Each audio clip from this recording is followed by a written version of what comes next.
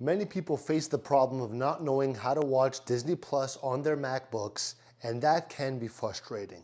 But don't worry, we got your solutions for you, so keep watching to learn how easily access Disney Plus is and start streaming your favorite shows and movies today. So first, make sure that your MacBook has the right system updates. You don't want any problems while streaming. Next, download the Disney Plus app from the App Store or use the website. If you prefer a fast solution, logging in through Safari is quick and easy. You need better quality? Consider checking your internet connection and upgrading if needed. You can also try clearing your browser cache to avoid errors. Lastly, don't forget to check for Disney Plus app updates regularly to make sure that you're getting the latest features. It's very important.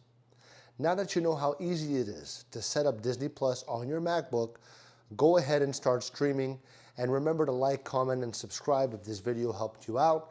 Thanks for being here. Love you. Ciao.